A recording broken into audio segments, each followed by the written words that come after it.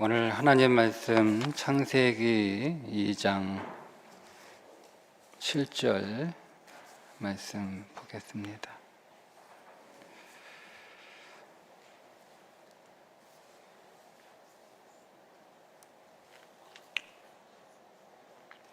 함께 읽겠습니다. 여호와 하나님이 땅에 흙으로 사람을 지으시고 생기를 그 코에 불어넣으시니 사람이 생명이 되니라. 아멘. 로마서 3장 10절에 보면 기록된 바 의인은 없나니 하나도 없으며 깨닫는 자도 없고 하나님을 찾는 자도 없고 다 치우쳐 함께 무익하게 되고 선을 행하는 자는 없나니 하나도 없다. 이렇게 말씀하고 있습니다. 여러분, 왜 사람들은 하나님을 찾지 않을까? 왜 사람들은 하나님을 믿지 않을까? 그 이유는 내가 누구인지 모르기 때문에 그렇습니다. 성경을 읽어보면 사람들이 하나님을 찾을 때 성경에서 사람들이 하나님을 찾았던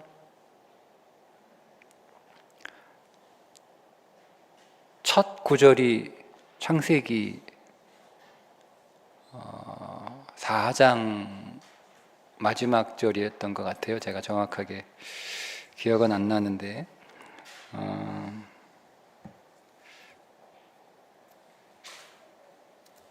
사람들이 하나님을 비로소 찾았던 그 이유는 이렇게 말씀하고 있습니다. 셋도 아들을 낳고 그의 이름을 에노스라 하였으며 그때에 사람들이 비로소 여호와의 이름을 불렀더라. 그 전까지는 하나님을 찾지 않았어요. 그런데 언제부터 사람들이 하나님을 찾았냐면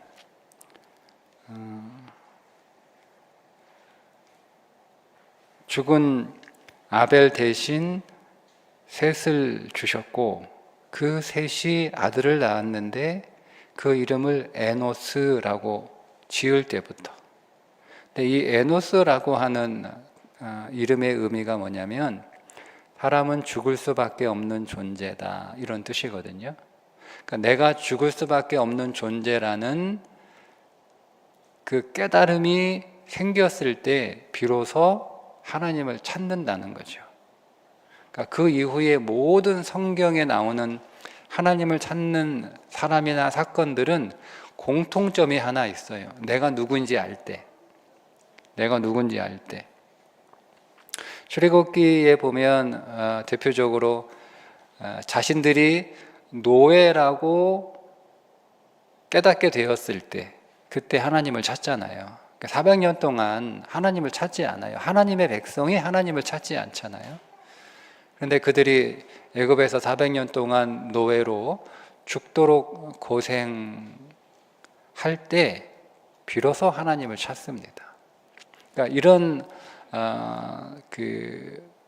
일종의 공식과 같은 것들은 계속 반복이 되는 거예요. 그러니까 내가 누군지를 모르면 사람은 하나님을 찾지 않기 때문에 우리가 하나님을 아는 것, 그 다음에 우리가 반드시 알아야 될 것은 내가 누군지 알아야 되는 거죠. 그러니까 내가 누군지 알지 못하는 자기 인식과 자기 존재의 깨달음이 없으면 우리가 하나님에 대한 지식이 아무리 분명하고 정확하게 알고 있다 할지라도 그 하나님을 나의 하나님으로 믿을 수는 없습니다. 그래서 내가 누구인지, 사람은 누구인지 아는 것이 매우 중요합니다. 우리가 그것을 소위 말하는 탕자의 이야기에서도 발견하게 되는데, 둘째 아들이 자기가 누구인지 알지 못할 때는 아버지 집을 떠나서 아버지와 떨어져 아버지와 분리된 삶을 살아가잖아요. 그런데 자기가 어떤 존재인지 깨닫게 되었을 때 자기는 아버지 집에 종이 되는 한이 있더라도 반드시 돌아가야 될 그럴 절대적 존재로 아버지를 찾게 되었던 것처럼, 탕자가 자기가 누군지를 발견한 것처럼 우리가 내가 누구인지, 사람이, 인간이 누구인지, 무엇인지를 정확하게 알게 될 때 우리는 참된 그리스도인으로서 살아갈 수 있다라고 하는 것이 우리가 두 번째, 인간은 혹은 나는 누구인가에 대한 전체적인 방향입니다. 그래서 오늘은 그 첫 번째, 사람이 흙으로 지어졌잖아요. 그러면 흙으로 지어진 사람이 흙으로 지어졌다는 것을 통해서 사람은 어떤 존재이어야 하는가를 우리가 발견할 수가 있는데, 오늘 우리 교재는 사람이 흙으로 지어졌기 때문에 그 사람은 생명으로 살아야 되고, 사랑으로 살아야 되고, 정직으로 살아야 되고, 도구로 살아야 된다. 이게 사람을 다른 피조물과 다르게 흙으로 만드신 이유라는 거예요. 그러니까 이 네 가지 특징이 흙의 특성인데, 이 네 가지 흙의 특성은 사람이 어떻게 살아야 되는지를 규정하고 있는 특성이다. 이렇게 우리 교재에서 설명하고 있습니다. 먼저 흙의 첫 번째 특징은 생명이죠. 생명. 그러니까 모든 생명은 흙으로부터 나오잖아요. 만약에 흙이 없으면 이 지구상에 생명은 존재하지 않는다라고 할 정도로 흙은 생명입니다. 그래서 사람은 생명으로 살아갈 때, 내가 누군가를 살리는 생명으로 살아갈 때, 그때 비로소 그 사람은 온전한 사람으로, 제대로 된 사람으로 삶을 살아갈 수 있다라는 이야기가 됩니다. 우리 교회에 한 가지 이제 예화를, 각설이 예수 이천호 목사님의 예화를 한 토막을 제공해 주고 있는데, 이게 좀 오래된 책이에요. 아마 지금은 구할 수 없지 싶은데, 제가 기억에 고등학교 때인지 대학교 때인지 가물가물한데 고등학교 때 읽었던 것 같기도 하고, 굉장히, 그러니까 30년이 넘은, 40년 가까이 된 책이잖아요. 네, 지금은 구하기 어려울 텐데, 이런 내용이에요. 이 이천호라고 하는 이 목사님이 되셨는데, 이분이 이제 7살 때 어머니가 돌아가시고 뭐 어떻게 저렇게 하다가 5년, 어머니가 돌아가시고 5년, 그러니까 12살 정도 되었을 때 이제 거지가 됐대요. 거지가 돼서 전공 박방곡곡을 돌아다니면서 겨우 이제 동냥하며 먹고 살아가다가 어느 날 폭력배들한테 납치가 돼서 소매치기 일당에 이제 넘겨진 거예요. 거기서 소매치기 이제 교육을 받고 현장에 이렇게 실습 투입을 한 거죠. 현장 실습. 나갔다가 이제 소매치기를 하려고 하니 도저히 이렇게 할 수가 없어서 저 사람 지갑에 있는 거 몰래 가져와라 이렇게 얘기를 해서 이제 맞아 죽을까봐 무서워서 시키는 대로 가긴 갔는데 도저히 이렇게 할 수가 없으니까 아주머니 저 소매치기니까 소매치기야 하고 소리치고 도망가세요 이렇게 귀뜸을 해줬대요. 근데 이 아주머니가 그거를 못 알아듣고 예, 그래서 이제 실패를 한 거예요. 근데 그 사실이 이제 발각이 돼서 본부에 들어가서 죽도록 몰매를 맞은 거예요. 그래서 진짜 죽은 줄 알고 쓰레기, 이 유리 파편이 유리 조각 있는 쓰레기 더미에 갖다가 버린 거예요. 그래서 온 몸이 이제 죽도록 맞은 피투성인데다가 유리 파편 있는 쓰레기 더미 위에 떨어졌으니 온 몸이 유리가 박힌 거잖아요. 그래서 어떻게든 겨우겨우 어떻게 해서 이제 거기서 빠져나와 가지고 도망을 갔는데, 거기가 간 곳이 이제 청량리 역인 거예요. 근데 그 광장에서 막 사람들한테 막 도와달라 살려달라 뭐 이렇게 했는데 거기서 쓰러졌는데 사람들이 다 피하고 도망가더라는 거죠. 누구 하나 다가와서 살펴보지도 않고, 그렇게 자기가 거기서 기절을 했는데 깨어나 보니까 어느 거지가 자기를 돌보고 있는 거예요. 그러니까 그 청량리의 각설이가 자기를 데려다가 동병상련이잖아요. 자기를 데려다가 죽은 줄 알았는데 숨이 붙어 있으니까 자기를 데려다가 지극정성으로 간호를 했다는 거예요. 그래서 몸에 박힌 유리줄을 하나하나 다 뽑아내고, 여러분 이제 유리 파편 막 이 실처럼 그런 파편들은 뽑아내지 못하니까 혀로 다 핥아가지고 자기 혀가 다 갈라져서 그렇게 되는데도 혀로 다 살을 하나하나 다 핥아가지고 몸에 있는 모든 유리 파편을 다 제거해주고 지극정성으로 그렇게 간호를 해서 이 이천호 아이가 살아난 거예요. 그래서 나온 책이 각설이 예수예요. 자기가 생각하는 예수님은 이 그림에서 보는 금발의 아주 잘생긴 연예인처럼 잘생긴 그런 예수님이 아니라는 거죠. 자기에게 예수님은 각설이, 자기에게 예수님은 각설이 예수라는 거예요. 그런 것처럼 생명의 삶이라고 하는 것은 오늘 누군가 내가 아니면 살아날 수 없는 사람이 우리 가운데 있다는 거죠. 내가 아니면 살릴 수 없는 사람, 내가 아니면 살아날 수 없는 사람, 그런 사람이 여러분에게 누가 있습니까? 저 사람은 꼭 내가 있어야 저 사람은 살아나는 거야.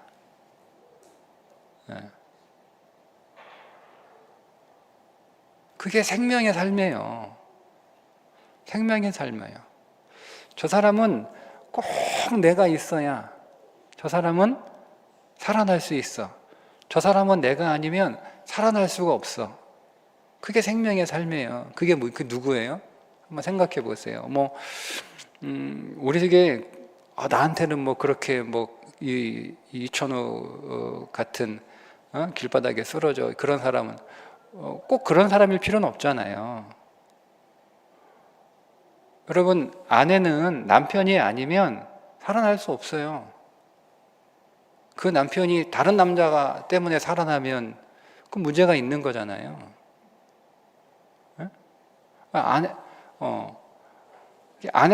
아내와 남편과 아내가 서로가 서로에게 생명의 존재예요. 생명의 존재. 아니 지금 배우자가 어디 가서 여러분 살아나요? 남편이 다른 여자한테 가서 살아나고 아내가 다른 남자한테 살아나면 그게 생명입니까? 그죠? 그러니까 우리 안에 그런 관계가 있는 거예요. 꼭 내가 아니면 안 되는. 그러니까 내가 아니면 안 되는 이 관계 안에서 내가 그 사람에게 생명이 되는 거죠. 남편이 아내에게 생명이 되는 것이고 아내가 남편에게 동일하게 생명이 되는 거예요. 자식이 부모에게 생명이 되는 거고 부모가 또 자식에게 생명이 되는 거고 이런 관계부터 한번 우리가 살펴보자고요. 그럼 우리 안에 제법 많은 관계 안에서 내가 그 사람에게 생명이 되어 주어야만 하는 관계가 있는 거예요. 거창하게 우리가 여기 나오는 각설이 처럼 다 죽어가는 사람 데려다가 흑진하게 간호하고 자기 혓바닥으로 혀가 다 유리에 찢어져 가지고 온 입이 다 피투성이가 될 정도로 그렇게 하지 않아도 그것만 꼭 생명의 삶은 아니거든요. 우리 인생에 그런 기회는 찾아올 수도 있고 찾아오지 않을 수도 있는 거잖아요. 그럼 내 인생에 그런 기회가 없었으니까 나는 그런 생명의 삶을 살지 않아도 돼 라고 우리가 말할 수 있는 게 아니고 우리의 모든 삶에 내가 그 사람에게 생명으로 다가가야 될 관계는 이미 우리는 만들어진 거예요. 만들어진 거예요. 그때 내가 그 사람에게, 내가 아내에게, 남편에게, 자녀에게, 부모에게, 우리의 교회 성도들에게, 우리의 이웃들에게, 우리의 동료들에게, 우리의 가족들에게, 우리의 친척들에게 내가 생명의 사람이 되어주는 것, 그 사람이 나 때문에 살아날 수 있으면, 나 때문에 살아날 수 있도록 내가 그에게 생명이 되어주는 것, 그게 진정한 사람이라는 거예요.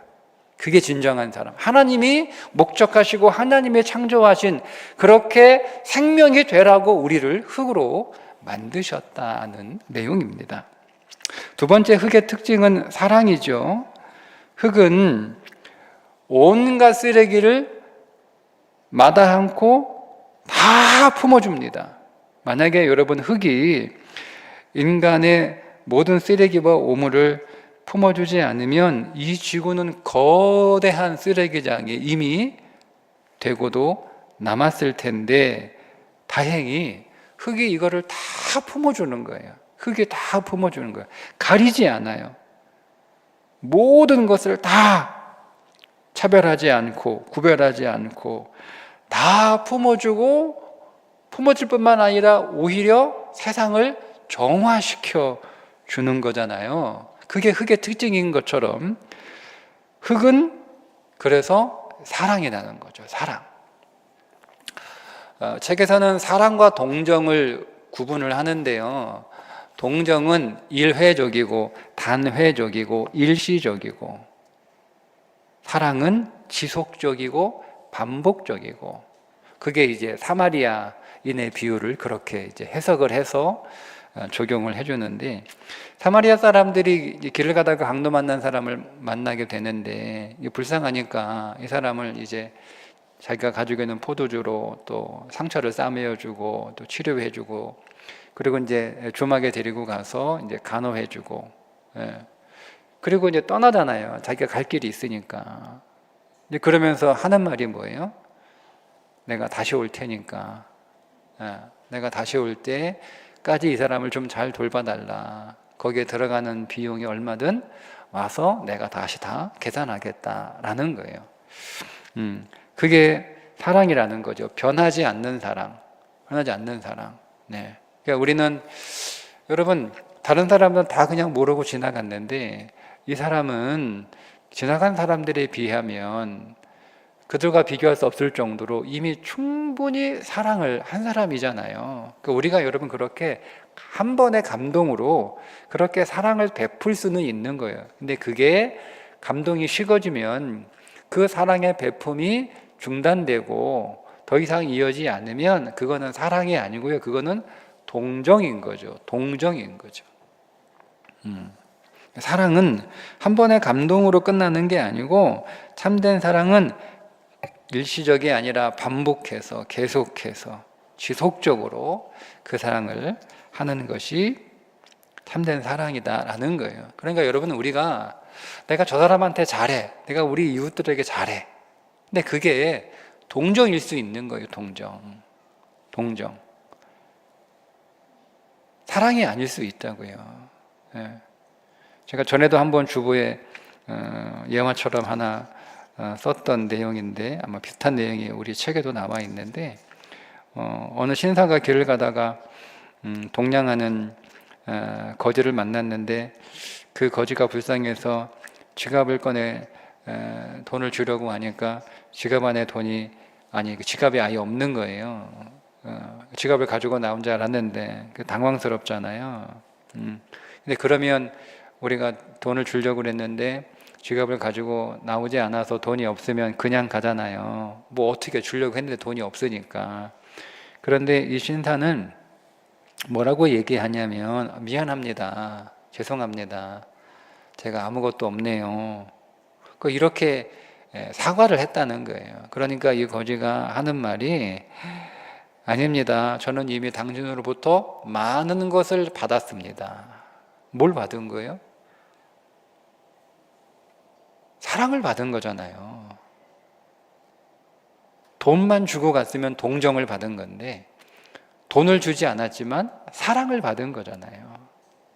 그러니까 이미 충분히 많이 받았다라고 하는 것처럼, 그러니까 우리는 동정하는 사람이 아니고 사랑하는 사람이 될 때, 우리는 진짜 하나님이 우리를 흙으로 만든 그 본래의 목적대로 살아가는 존재가 된다라는 겁니다. 세 번째, 흙의 특징은 정직인데요. 흙은 어떤 경우라도 흙은 정직하다. 콩을 심으면 뭐가 나와요? 콩이 나오죠. 콩을 심었는데 팥이 나오는 경우는 없습니다. 그게 정직이에요, 흙은. 그런 이야기를 하나 소개를 하는데, 어느 나라 임금이 신하들에게 꽃망울이 맺힌 화분을 하나씩 나눠준 거예요. 그리고서 이제 하는 말이, 한 달 후에 이거를 잘 키워가지고 예쁘게 가꾸어 오면, 이것을 예쁘게 갖고 온, 예쁘게 꽃을 피워온 사람한테 내가 큰 상을 내리겠다, 뭐 이렇게 하고 꽃망울이 맺힌 그 화분들을 다 나누어 준 거예요. 그러면 이 한 달 동안 이 대신들이 그거를 상을 받으려고 얼마나 열심히 이 화분을 키웠겠어요. 그래서 한 달 뒤에 대신들이 이제 아름답게 꽃이 핀 화분들을 다 하나씩 가지고 들어오는 거예요. 다들 막 울긋불긋 뭐 향기도 나고 뭐 오색 찬란한 화분들을 다 하나씩 가지고 들어오는데, 맨 마지막에 가지고 들어오는 신하는요, 다 죽어 말라 비틀어진 그런 줄기만, 앙상한 줄기만 있는 화분을 가지고 들어오는 거예요. 그래서 임금이 노발대발해가지고, 아니 네 앞에 있는 사람들은 이렇게 한 달 동안 정성껏 내가 준 것을 정성껏 가꿔서 이렇게 아름답고 향기롭고 오색 찬란한 이렇게 꽃을 피워가지고 가져왔는데, 이놈 새끼 너는 내가 준 것도 이렇게 관리도 못하고 얼마나 게으르고 얼마나 나를 무시했으면 뭐 이따위 걸 가져오냐라고 이렇게 막 노발대발 소리를 치니까 얼마나 무서워요. 난 이제 죽었구나. 이 신하가 솔직하게 얘기를 하는 거예요. 제가 게으른 게 아니고, 제가 무시한 게 아니고, 내팽개친 게 아니고, 제가 정말 정성껏 키웠는데 아무리 정성껏 키워도 꽃이 계속 죽어간다는 거예요. 희한하게 영양제도 주고 거름도 주고 온갖 정성을 다해서 내가 애지중지 키웠는데 죽을 죄를 졌습니다. 용서해 주십시오. 이렇게 얘기를 하는 거예요. 그러니까 임금이 막 웃으면서 앞에 있는 놈들 다 나쁜 놈들이라는 거죠. 네가 정직하다는 거예요. 사실은 왕이 신하들에게 화분을 주었을 때 뿌리를 자른, 뿌리가 없는 걸 준 거예요. 근데 이 신하들도 자기들이 키우다가 다 죽었을 거 아니에요. 어떻게 뿌리 없는 꽃이 살아요? 근데 이제 왕이 꽃을 피워가지고 가져오라고 했으니, 이거를 죽인 채로 가지고 가면 이 자기들한테, 왕한테 분명히 이렇게 큰 이제 혼이 날 테니까 그게 무서워가지고 다 바꿔놓은 거예요. 다 바꿔가지고 가져온 거예요. 유독 이 마지막에 온 이 신하 한 사람만 정직하게 그대로 가져온 거예요. 흙은 속일 수 없죠. 흙은. 그래서 그 신하를 칭찬하고 상을 내렸다라고 하는 이야기를 싣고 있는데, 여러분, 그리스도인은요 흙으로 만들어졌어요. 그 말은 정직하게 살라는 거예요. 어떤 상황이든 어떤 형편이든 정직하게 살라는 거예요.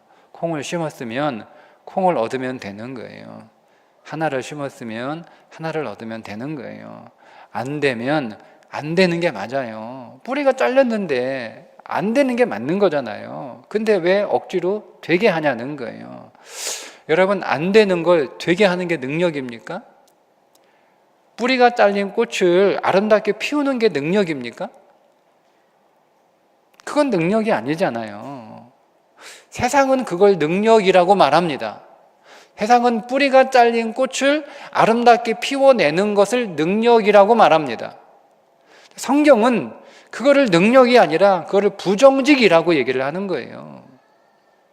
그러니까 그리스도인은 하나님이 흙으로 만든 이유가, 정직하게 살아갈 때 그게 하나님이 만드신 창조의 목적대로 온전하게 제대로 만들어진 사람이라고 하는 것을 가르쳐 주는 거예요. 그러니 우리는 온전한 흙으로 정직한 삶을 살아갈 때 하나님이 창조하신 창조의 목적대로 잘 사는 인생이 될 수 있다는 거죠. 흙의 네 번째 특징은 도구됨입니다. 흙은 불에 타지 않는데, 그러나 흙에 물을 부어서 반죽을 한 뒤 불에 구우면 단단한 도구가 되죠. 그런데 흙은 결코 자기를 주장하지도 않아요. 토기장이가 빚는 대로, 토기장이가 그릇을 만들면 그릇, 사발을 만들면 사발, 주전자를 만들면 주전자, 인형을 만들면 인형, 컵을 만들면 컵, 그냥 토기장이가 만드는 대로 그냥 그렇게 빚어지는 거예요. 그렇게 자신을 내어놓는 거죠. 그래서 토기장이한테 나를 왜 이렇게 만들었어요? 나를 왜 저렇게 만들었어요? 라고 불평하거나 항의하거나 원망하지 않아요. 흙은 또 다른 것들과 자신을 비교를 해서 아니 쟤는 저렇게 만들어 놓고 나는 왜 이 모양으로 만들어 놨어? 이렇게 비교도 하지 않는다는 거죠. 그러니까 흙은 그냥 주인이 빚는 대로 그렇게 자기를 온전하게 내어 그 주인의 도구로 그 주인을 섬기는 것이 흙이라는 거예요. 이제 그 한 예로 사도 요한을 예로 들고 있는데요. 여러분 사도 요한은 요한복음에 보면 사도 요한이 쓴 책이잖아요. 요한복음에 보면 사도 요한을 자기를 나 뭐 이렇게 밝히지 않아요. 사도 요한이 요한복음에 주님의 사랑을 받는 자 이렇게 나오는 것들은 다 사도 요한을 가리키는 거예요. 이게 사도 요한의 정체성이야. 나는 주님의 사랑을 받는다는 거예요. 실제로 사도 요한은 주님의 사랑을 많이 받았고 사도 요한 자신도 주님의 사랑을 많이 받았다라고 확신하는 사람이에요. 여러분 이제 주님이 차별과 이건 좀 다른 거예요. 주님의 12제자를 차별하셨습니까? 차별하셨어요? 차별 안 하셨겠죠. 그죠? 그런데 주님이 어떤 특정한 사건에 꼭 3명의 제자들만 데리고 가시는 사건들이 있었어요. 그죠? 베드로, 야고보, 요한입니다. 항상 이 제자들을 특정 사건에 요 3명만 데리고 다닙니다. 예? 예. 그럼 여러분, 예수님은 요 3명을 만 특별히 사랑하시고 그 차별이잖아요. 그건 차별은 아니에요. 그분의 분명히 목적이 있어요. 자, 제가 드리고 싶은 말씀은 뭐냐면 이 3명 가운데 주님이 어쨌든 사랑을 이 사람들에게 보이신 거잖아요. 근데 사도 요한은 자기가 주님의 사랑을 받는 사람이라고 확신했어요. 예? 근데 베드로도 항상 끼어 있었거든요. 예? 항상 이 3명 가운데 한 명이 베드로가 끼어 있었단 말이에요. 근데 베드로는요, 주님이 자기를 사랑한다라고 생각하지 않았어요. 그게 언제 드러나냐면 마지막 유월절 만찬에서 베드로가 예수님이 이 중에 나를 팔 자가 있다라고 말씀하실 때 베드로가 물어보면 되잖아요. 누굽니까 그놈이 이렇게. 근데 베드로가 톡으로 누구를 가리키냐면 사도 요한을 가리켜요. 야, 네가 물어봐. 그 무슨 얘기죠? 베드로는 예수님이 자기보다 사도 요한을 더 사랑한다고 믿은 거예요. 자기는 그만큼 예수님의 사랑을 덜 받는다고 생각을 하는 거예요. 똑같이 데리고 다녔다니까, 3명을. 자, 제가 하고 싶은 말은 뭐냐면 사도 요한은 실제로 예수님의 사랑을 누렸을 뿐만 아니라 그렇게 사랑을 받고 있는 자라고 하는 분명한 그런 체험과 확신이 있는 사람이에요. 나는 그래서 오죽했으면 자기를 예수님의 사랑받는 자라고 그렇게 표기해서 성경에 기록할 정도입니까? 자, 그러면 여러분들이 사도 요한이라면 여러분들은 그 예수님의 사랑을 그렇게 많이 받고 있고 내가 제일 많이 받고 있고 어쨌든 사도 요한의 입장에서 내가 예수님이 나를 제일 사랑한다라고 이렇게 확신하고 있다면 여러분들은 그 예수님에게 어떤 기대를 하지 않을까요? 그죠? 예수님이 나를 사랑하면 이유가 있을 거 아니에요. 괜히 사랑하셨겠어요. 그죠? 그러면 예수님이 나한테 이런 사랑을 부으시는 것은 분명히 어떤 이유가 있을 거야. 이렇게 기대를 했을 거 아닙니까? 근데 예수님이 그 사도 요한에게 맡긴 사명이 뭐예요? 어머니 마리아 봉양하라는 거예요. 십자가 돌아가실 때 어머니 여기 있는 요한이 당신의 아들입니다. 마리아 조카잖아요. 그래서 조카한테 자기 어머니 맡기는 거예요. 사촌한테. 이제 내가 죽으니까 네가 이모 우리 어머니 평생 좀 잘 모셔라. 그리고 돌아가세요. 그리고 여러분 그 사도 요한이 70노인이 될 때까지 그 어머니를 이모를 어머니처럼 모십니다. 그런데 여러분 그때 자기 동창들은요 다른 제자들이 동창들 아니에요. 동기들. 자기 동기들은요, 세계 도처에서 초대교회의 영웅이 되고 있어요. 더군다나 예수님 살아 계실 때 제자에 끼지도 못했던 사도 바울은 자기가 예수님의 제자라고 그렇게 막 떠들어 다니면서 사도라고 하면서 온 세계를 누비고 다니고 있어요. 근데 정작 예수님의 사랑을 가장 많이 받고 있다라고 그렇게 확신했던, 그 사랑을 받았던, 그 사랑을 누렸던 사도 요한은 뭐하고 있는 거예요? 늙은 이모 봉양하고 있는 거예요. 네. 뭐 그럴 수 있지. 그거는 늙은 부모 안 모셔본 사람이 하는 얘기야. 모셔봐요. 얼마나 힘든지. 네. 얼마나 힘든지. 근데 사도 요한이 한마디도 그거에 대해서 원망하거나 불평하지 않아요. 사도 요한이. 네. 왜요? 나는 주님의 도구인 거예요. 주님이 그렇게 쓰시겠다고 하면 그렇게 사용되는 거예요. 내가 어떻게 쓰일지는 내가 정하는 게 아니에요. 하나님이 나를 그렇게 쓰시겠다고 하면 그렇게 쓰시는 거예요. 그러면 그게 제일 잘 쓰이는 거예요. 사도 바울은 이방인의 선교사로 사용될 때 제일 잘 쓰임 받는 거예요. 사도 요한은 늙은 이모 끝까지 봉양하는 게 제일 잘 사용되는 거예요. 그게 도구예요. 하나님의 사람을 도구로 흙으로 만드셨다라고 하는 것은, 그렇게 사람은 하나님의 도구로 쓰임 받을 때, 도구라고 하는 것은요 섬김이잖아요. 저는 도구라고 이렇게 썼는데 거기에 괄호 그냥 섬김이라고 써줬으면 좀 더 우리가 좋았을 거라는 생각이 들어요. 도구 그러니까 이용당한다 이런 느낌이 되게 많이 들잖아요. 그런 의미는 아니고요. 여기서 도구는 섬김이에요. 그러니까 흙은 우리를 섬기는 거잖아요. 여러분, 우리가 흙을 가져가지고 뭘 만들면 그 만들어진 그것이 나를 계속 섬기는 거잖아요. 그러니까 도구가 된다는 것은 흙은 특징이 섬김의 특징이 있는 거예요. 그러니까 하나님의 나를 어떤 모양으로 하나님의 나를 사용하셔서 내가 하나님 앞에 쓰임받던 그건 다 하나님을 섬기는 거라는 거죠. 그걸 내가 정할 필요는 없는 거예요. 나는 여기 이렇게 하고 싶어요. 난 이렇게 쓰임받고 싶어요. 그건 어떤 의미에서 오늘 우리 교제의 맥락에서는 온전한 흙의 모습은 아니라는 거죠. 흙이 자기가 자기 정체성을 정하지 않아요. 하나님이 우리를 정하시는 거죠. 네가 어디서 어떻게 어떤 모양과 어떤 모습으로 사는 것은 하나님이 정하시는 것이고, 그렇게 하나님이 정하신 그 자리에서 사는 것이 가장 잘 사는 거다라고 하는 것을 보여주는 것이 요한의 이야기다라는 겁니다. 자, 이렇게 사람은 흙으로 빚어졌고, 흙의 네 가지 특징, 생명의 특징, 사랑의 특징, 정직의 특징, 도구의 특징.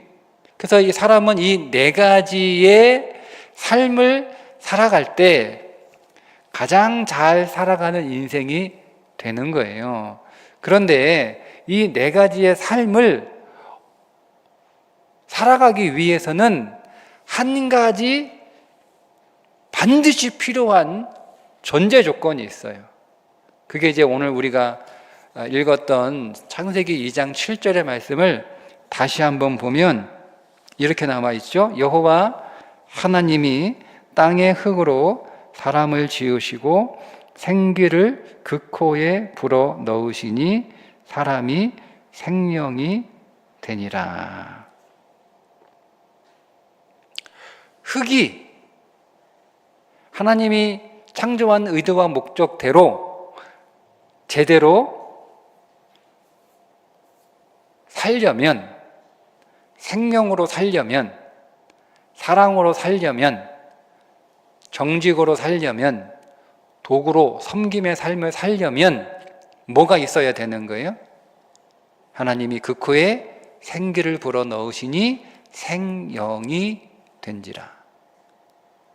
여러분, 다른 피조물과 사람의 본질적인 차이는요, 재료가 아니에요. 다른 것들은 하나님이 말씀하시니까 딱 생겼어. 근데 사람만 흙으로 빚으신 거잖아요. 그러니까 재료가 달라요. 그럼 사람과 다른 피조물의 재료는 뭐냐? 차이가 뭐냐? 재료가 다르네. 사람은 흙으로 만들어졌고 다른 피조물들은 말씀으로 하나님이 있으나 그러니까 생겼고 뭐 이렇게. 그게 아니에요. 그게 아니고요. 사람과 다른 피조물의 본질적인 차이는 재료가 아니고 하나님의 생기가 있느냐 없느냐의 차이예요. 그러니까 흙으로 만들어진 사람이라도 그 안에 하나님의 생기가 없으면 그 사람은 생영이 될 수가 없는 거예요. 오직 사람들에게만 생영이라고 이름을 붙이잖아요. 다른 것들은 다 생물이에요. 생물. 다 생물이에요. 그런데 사람만 생물이 아니고 생영인 거예요. 사람도 생물인데 사람만 생명일 수 있는 것은 그 사람에게 하나님의 생기가, 하나님의 호흡이죠. 하나님의 호흡이 불어넣어졌기 때문에 그 사람은 생물이 아니라 생영이 되는 거예요. 그 생명의 삶이 뭐냐? 그게 네 가지의 삶이라는 거죠. 생명으로 살아가고, 사랑으로 살아가고, 정직으로 살아가고, 도구로 살아갈 수 있다는 거예요. 그러면 여러분, 오늘 우리가 내가 흙으로 만들어졌으니까 이 네 가지 삶을 잘 살아야지 이렇게 해서 되는 게 아니에요. 우리 교재에는 나와 있지 않은데 저는 흙이라는 단어보다는 제가 더 선호하는 단어는 먼지라고 하는 단어입니다. 원래 먼지라는 단어가 더 적합해요. 흙보다는. 물론 흙이라고 하는 의미가 없는 건 아니에요. 근데 이제 오늘 우리 교재는, 우리 저자는 흙의 특성을 통해서 인간됨을 설명하려고 흙이라고 번역을 했고, 저는 생명이라고, 하나님의 호흡이라고 하는 관점에서 보면 흙보다는 먼지라고 하는 번역이 좀 더 적당하다. 관점의 차이죠. 맞고 틀리는 건 없어요. 여러분, 신앙은요, 우리가 다양한 시선을 가지고 있어야 돼요. 그러니까 이런 표현을 하는데요. 제주도의 한라산을 제주시에서 보는 한라산하고 서귀포에서 보는 한라산하고 다르잖아요. 그러면 어디에서 보는 한라산이 진짜 한라산이에요? 제주에서 보는 게 진짜 한라산이에요? 서귀포에서 보는 게 진짜 한라산이에요? 둘 다 진짜 한라산 아니에요? 성산에서 보는 한라산은 또 다르죠. 그러면 성산에서 보는 한라산은 한라산 아닌가요? 저 모슬포에서 보는 한라산도 좀 모양이 다르잖아요. 근데 우리는 제주시에서만 보는 보이는 그 한라산만 진짜 한라산인 거야. 서귀포에서 보는 한라산은 한라산 아니야. 아니야. 그러니까 우리가 성경은요, 다양한 위치에서, 다양한 입장에서 그렇게 바라봐야 되는 거예요. 그거를 보여주는 게 마태, 마가, 누가복음이잖아요. 이제 우리가 내일부터 마가복음을 한 3개월 동안 2월, 3월, 4월 3개월 동안 마가복음 새벽에 묵상하게 되는데요. 마태가 본 예수님이 다르고요. 마가가 본 예수님이 다르고 누가가 본 예수님이 달라요.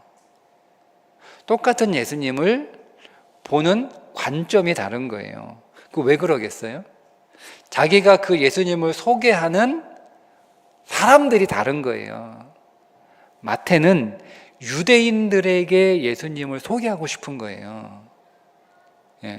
그래서 유대인들에게 최고의 권위자는 모세잖아요. 그죠? 그래서 마태는 마태복음을 5개의 문단으로 구분을 해요. 왜 5개겠어요? 모세 오경 때문에 그래요. 근데 거기에 그 중간중간에 기적이 나오는 거예요. 왜 그래요? 말씀을 듣고서라도 사람들이 깜짝 놀래. 이게 마태복음에 나오는 내용이에요. 예수님이 하시는 말씀과 사람들이 귀한 말씀이다. 이런 말씀이 이제까지 없었다라고 깜짝 놀래요. 근데 거기에 기적이 남아요. 근데 그 기적이 목적이 아니잖아요. 말씀만 들어도 대단하신 분인데 이분이 기적까지 하니까 이분은 더 믿을 수 있다는 거죠. 그러니까 마태복음은 초점이 기적이 아니에요. 예. 근데 우리가 이제 보게 될 마가복음은 로마의 마가복음이 첫 번째 성경이잖아요. 마가복음이 제일 먼저 쓰여졌어요. 로마에 있는 그리스도인들을 위해서 그들에게 예수님을 소개하기 위해서 쓴 거예요. 마가복음은. 그래서 마가복음에 나오는 예수님은요, 고난의 종이에요. 고난의 종. 너희들만 고난받는 게 아니야. 우리는 왜 이렇게 예수 믿어서 왜 이렇게 고난이 많아요? 왜 이렇게 힘들어요? 왜 이렇게 시련이 많아요? 그런 사람들에게 예수님을 어떻게 소개하려고 하는 거예요? 그러니까 예수님이 우리의 고난을 먼저 담당하신 분이다 라는 것을 소개하는, 그래서 예수님 마가복음이 고난의 책이에요. 순환의 종으로 오신 예수 그리스도가 초점이에요. 종으로 오신 예수 그리스도, 하나님이신데 그 하나님이 종으로 오셔서, 그래서 마가복음에 내가 너희를 섬기러 왔다고 나오는 거예요. 마가복음에는. 그래서 그러니까 딱 그런 것처럼 우리의 신앙은요, 다양하게 봐야 되는 거예요. 그러니까 흙으로 번역을 해도 되고, 이분은 흙으로 보겠다는 거잖아요. 예, 저는 먼지로 보겠다는 거예요. 먼지로. 저의 초점은 생명이에요. 예, 생명. 예. 그러면 여러분, 먼지 같은 존재가 어떻게 생명의 삶을 살아요? 여러분, 먼지 같은 존재가 어떻게 사랑의 삶을 살아요? 먼지 같은 존재가 여러분 어떻게 정직한 삶을 살아요? 먼지가. 바위 같은 인생이 돼야지 여러분 정직하게 살 수 있는 거지. 그렇게 강하고 힘있고 크고 웅장해 여러분 정직하게 사는 거지. 후 불어버리면 없어질 그런 먼지와 같은 존재가 어떻게 이 세상에서 정직하게 살아요? 그럼 먼지 같은 존재가 무슨 도구가 돼요? 무슨 도구가? 먼지, 여러분, 뭐지 쓸모가 있어요? 먼지 모아가지고 뭘 할 거예요? 근데 그 먼지 같은 존재를 하나님이 생명으로, 사랑으로, 정직으로, 섬김의 도구로 사용하시겠다는 거예요. 근데 그렇게 되려면 뭐가 필요한 거예요? 그래서 하나님의 생기를 그 코에 불어넣으시니 생명이 된지라가 되는 거예요. 그러니까 우리가 먼지라고 하는 존재를, 먼지라고 하는 우리의 존재를 깨닫게 될 때 우리는 비로소 내 호흡으로 살아가는 자가 아니고 하나님의 호흡으로 살아갈 수밖에 없는 자라는 것을 깨닫게 되고, 그때 비로소 우리는 하나님을 찾게 되는 거예요. 그때 비로소 우리는 하나님을. 왜요? 내 호흡으로는 먼지밖에 안 돼요. 우리의 호흡으로는 여러분 우리는 먼지밖에 되지 않아요. 인간이 가장 잘 사는 것은 오늘 우리의 교재를 따라서 이해하면, 정리하면 되는 거예요. 아, 나는 어떻게 하는 게 잘 사는 건가? 우린 정리를 하는 거예요. 세상은 어떻게 하는 게 잘 사는 거야? 저 사람 참 잘 살아 할 때 세상에 말하는 잘 산다의 기준이 뭐예요? 그건 세상의 기준. 제가 뭐 굳이 설명을 하지 않아요. 여러분 너무 잘 알고 있죠? 세상에 잘 산다고 하는 기준. 근데 성경이 말하고 있는 잘 사는 기준은 네 가지예요. 오늘 우리가 배운 거에 의하면 네 가지 삶을 살면 저 사람은 잘 살고 있는 거예요. 저 사람이 누군가를 살리는, 누군가에게 생명이 되는 삶을 살면 저 사람은 잘 살고 있는 거예요. 잘 살고 있는 거예요. 세상은 남편이 아내한테 돈만 많이 벌어다 주고 때마다 절기마다 선물해주고 해주면 좋은 남편이지만, 성경의 남편은 아내를 살리는 거예요. 아내를 살아나게 하는 거예요. 그게 좋은 남편, 잘 사는 남편이잖아요. 성경은 뭐가 잘 사는 거예요? 사람이 사랑으로 살아갈 때 잘 사는 거예요. 동정으로 살아가는 게 아니고 동정으로 그냥 불쌍하니까. 동정은 자기의예요. 자기의. 사랑과 동정의 본질적인 차이는 일회성, 단회성 뭐 이게 아니고, 저는 그것보다는 더 본질적으로 동정은 자기의예요. 자기 명예를 위해서. 실리를 다 챙기고요, 명분까지 싹 가지고 가. 그게 동정이에요. 사랑은 자기의가 아니에요. 사랑은. 그러니까 그런 사랑의 삶을 살아갈 때, 동정이 아니고요, 사랑의 삶을 살아갈 때 내가 가장 잘 살고 있는 거예요. 내가 정직한 삶을 살아갈 때 나의 이익에 상관없이 내가 언제나 어디서나 땅처럼 콩 심으면 콩을 내놓는 정직한 삶을 살아갈 때 내가 가장 잘 사는 거예요. 세상은 안 그렇잖아요. 뿌리가 뽑혀도 꽃을 피워내는 게 세상은 잘 사는 거예요. 어떻게 뿌리가 없는데 꽃을 피워요? 근데 그렇게 꽃을 피워내는 게 세상은 잘 사는 거예요. 근데 성경은 정직한 삶을 살아갈 때 뿌리가 없으면 나무가 죽고 시드는 것이 가장 잘 사는 거예요. 그 삶을 살 때 내가 잘 살고 있다. 우리가 누군가의 도구가 돼요. 하나님의 도구가 돼요. 하나님이 지정하시는 대로, 하나님이 세우신 대로, 하나님이 원하시는 대로 그렇게 살아갈 때 가장 잘 사는 건데, 이 가장 잘 사는 게 쉬워요, 어려워요? 제가 말씀드렸잖아요. 어렵죠. 여러분, 어렵습니다. 생명으로 살아가는 게 여러분 쉽습니까? 어렵습니까? 어렵습니다. 내가 여러분 아내한테 선물해주고요, 뭐 이거 해주는 거는 쉬워요. 그 돈만 있으면 돼요. 그 돈만 있으면 되는 거예요. 어려운 거 아니에요. 근데 그 아내를 살아나게 하고 날마다 기운차게 하고 날마다 그 마음에서 살고 싶은 그 의욕과 마음을 막 이렇게 불러일으켜 하는 거, 이건 어려운 거예요. 근데 그거는 뭔지는 못하는 거예요. 사랑의 삶, 동정의 삶은 살 수 있어요, 여러분. 내 주머니 안에 돈만 있으면 돼요. 시간만 있으면 되고요. 불쌍히 여기는 마음만 있으면 돼요. 그래서 사랑의 삶은 먼지는 살 수 없어요. 먼지는. 정직한 삶, 먼지는 살 수 없어요. 도구가 되는 삶, 먼지는 살 수 없어요. 그러니까 우리에게는 내가 먼지라고 하는 그 인식을 하게 될 때, 나는 생명으로 살아야 되는데 먼지에 불과하구나. 자기 비하가 아니에요, 여러분. 이건 자기 비하가 아니에요. 내가 사랑으로 살아야 되는데 내가 먼지에 불과하구나. 내가 정직한 삶을 살아야 되는데 내가 먼지에 불안하구나. 먼지잖아요. 너무 불안하니까 정직하게 살 수가 없는 거예요. 그러니까 먼지는 살 수 없어요, 정직하게. 내가 도구로 섬김의 삶을 살아야 되는데 먼지는 살 수 없어요. 그래서 나에게 필요한 건 뭐가 필요한 거예요?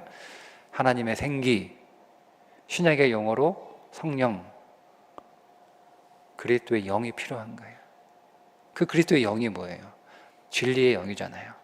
성령의 별명, 예수님이 붙여준 별명이에요. 진리의 영이에요. 내가 진리의 영, 말씀이신 예수 그리스도가 그 코에 생기를 불어넣으셔요. 요한복음 20장에 똑같이 나오잖아요. 숨을 내쉬며 가라사대 성령을 받으라. 후 하며 숨을 내쉬며 가라사대 저자들에게 성령을 받으라. 똑같은 표현이에요. 그 코에 생기를 불어넣으시니 생명이 된지라. 똑같은 표현이에요. 말씀이신 그리스도가 우리에게 그분의 호흡을 주신 거예요. 그럼 그분의 호흡은 뭐예요? 그게 진리잖아요. 그러니까 우리가 진리이신 예수 그리스도의 그분의 영으로 충만하지 않으면 우리는 온전한 흙으로 살아갈 수 없다라는 겁니다. 오늘 여기까지 나누고 여러분 다시 한번 교재 한번 읽어보시고요. 꼭 읽어보시고 교재 꼭 읽어보세요. 나눠드린 거 이거 읽으시면 안 돼요. 교재 꼭 읽어보시고 여러분들의 구역원 가운데 구역장도보다 더 많이 공부하고 준비하고 오는 사람이 있다는 사실을 꼭 기억하셔야 됩니다. 나중에 창피당합니다. 그런 일이 없도록 여러분들은 오늘 들으시고 집에 가서 책 읽으시고 같이 가르치시고 뭐 이렇게 하셔서 여러분의 먼저 나는 누구인가에 대한 개념 정리가 먼저 되고 함께 나누고 그리고 우리 함께 또 질문을 통해서 또 서로 이렇게 나누는 풍성한 교제가 있기를 기대하고 축복합니다. 기도하겠습니다.